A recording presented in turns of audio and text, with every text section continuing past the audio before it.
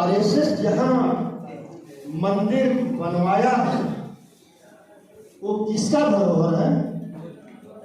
बुद्ध का धरोहर आपका है ना, वो गौतम बुद्ध की धरती है ना, वो साकेत है ना, तो साकेत पर भी कब्जा करना है ना, तो कैसे होगा?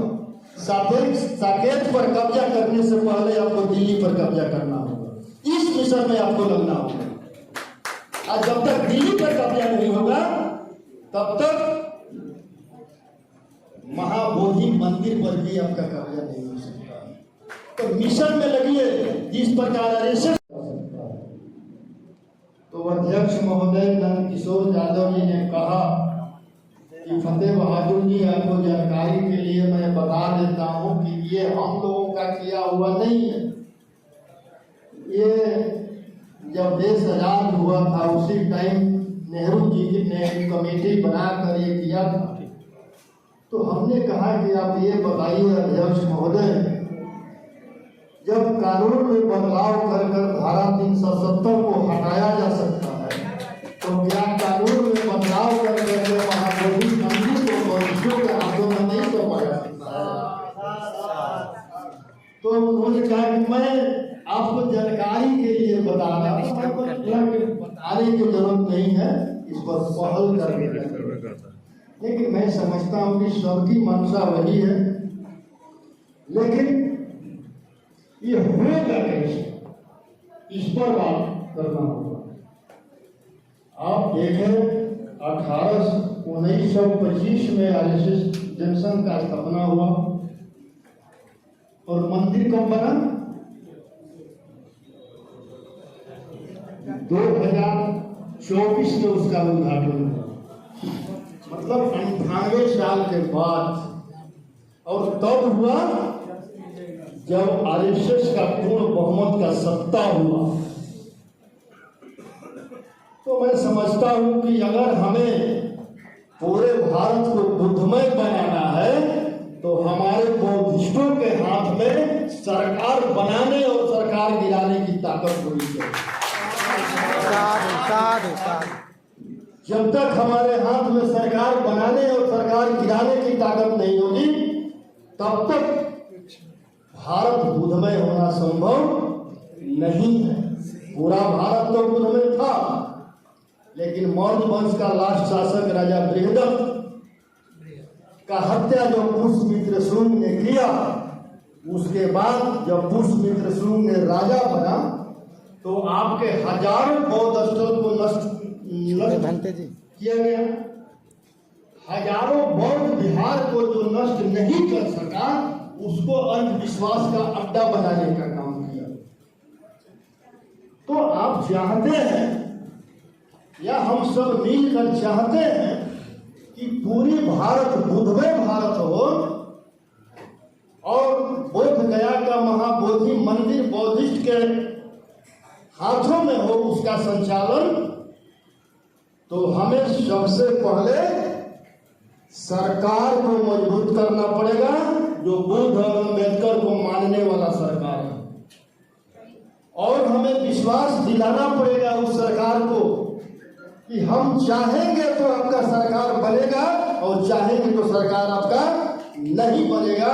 इस क्षेत्र में आज हमारे जितने भी साथी हैं, लगभग राज्य के हर कोने से लोग आए हैं, देश से भी लोग आए हैं, शपथ लेने की जरूरत है कि हम आज से ही अपने मिशन में हम लग जाएंगे कि हम जिसके साथ रहेंगे उसका सरकार बनेगा। तो क्या हम लोग तैयार हैं इसके लिए? और हमें बहुत दुख के साथ कहना पड़ता है कि हम जहां पर बैठे हैं ये बुद्ध की धरती है, लेकिन यहाँ अंधेरा ही अंधेरा है। बुद्ध प्रकाश का दूसरा नाम है।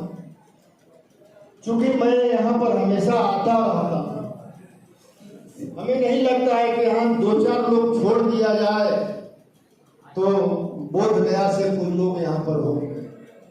तो बोध गया जब तक आप जड़ को मजबूत नहीं करेंगे, अगर आप इस एरिया को, गया जिला को बौद्धिस्ट बना देते हैं तो इस मंदिर पर कब्जा करना कोई बड़ी बात है। गया जिला में 20 लाख की आबादी है और डिस्ट्रिक्ट 20 लाख में अगर 10 लाख की जनसंख्या अगर आपके साथ हो गया, उसी दिन इस पर कब्जा आपका हो जाएगा। तो जरूरत है मिशन पर काम करने का। मिशन पर कोई काम करता नहीं है। सब लोग आते हैं, भाषण देते हैं और सुनते हैं और घर जाकर के आया राम गया राम हो जाते हैं। तो ऐसे बुद्धमय भारत बनने वाला नहीं है और न महाबोधि पर आपका कब्जा होने वाला है। हमने भी एक अपने विधानसभा में हमने सावित्रीबाई फुले का जयंती मनाने का काम किया था, जिसमें उदय नारायण चौधरी जी भी गए थे, आपको सतीश जी भी गए थे, दिल्ली से लक्ष्मण यादव जी आए थे, राखी रावण आई थी और हमारे शिक्षा मंत्री चंद्रशेखर जी आए थे। और हमने कहा था कि मैं कोई साधन नहीं दूंगा आने के लिए और न एक कप चाय पिलाऊंगा। जो सावित्रीबाई फुले को, बुद्ध को, अम्बेडकर को मानने वाले लोग हैं वही इस सभा में आएंगे। और इतनी भीड़ हुआ, इतने लोग आए, 11 बजे से लेकर ठंडा का मौसम था, बूंदाबांदी बारिश भी हो रहा था, 6 बजे तक जब तक सभा समाप्त नहीं हुआ तब तक कोई हिला नहीं।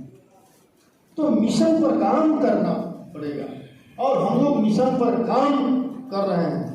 हमने उस सावित्रीबाई फुले का जो स्लोगन था वो भी हमने पटना में होर्डिंग लगवाया, पूरे पटना को पटवा दिया था, उस पर भी मनोवादी मीडिया पूरा चलाया था। लेकिन मैं अपने बयान से पीछे नहीं हटा। कितना भी वो लोग दबाव बनाया, मैं बोला मैं अपने बयान पर कायम हूँ। तो हमारे सभी लोगों को मजबूती से काम करने की जरूरत है और जब हम मजबूती से काम करेंगे तो एक ना एक दिन जिस प्रकार आरएसएस को सफलता मिला, और आरएसएस जहां मंदिर बनवाया है वो किसका धरोहर है? बुद्ध का। धरोहर आपका है ना, वो गौतम बुद्ध की धरती है ना, वो साकेत है ना। तो साकेत पर भी कब्जा करना है ना, तो कैसे होगा? साकेत पर कब्जा करने से पहले आपको दिल्ली पर कब्जा करना होगा। इस मिशन में आपको लगना होगा। और जब तक दिल्ली पर कब्जा नहीं होगा तब तक महाबोधि मंदिर पर भी आपका कब्जा नहीं हो सकता। तो मिशन में लगिए, जिस प्रकार आरएसएस वालों ने मिशन में लगा कि पहले दिल्ली पर कब्जा करो तब अयोध्या पर कब्जा करो, उसी प्रकार सारे बौद्धिस्ट लोगों को इस मिशन में लगना होगा कि पहले दिल्ली पर कब्जा हो।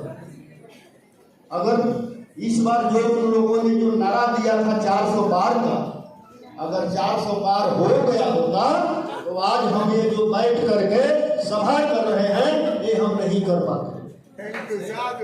सही बात है एकदम। यही बात मैं कह रहा था। अरे और 10-20 सीट अगर आप लोग मेहनत करके ला दिए होते तो दिल्ली में आपका सरकार होता और साकेत पर कब्जा होता और गया में आपको महाबोधि पर कब्जा होता। तो ये करने की जरूरत है।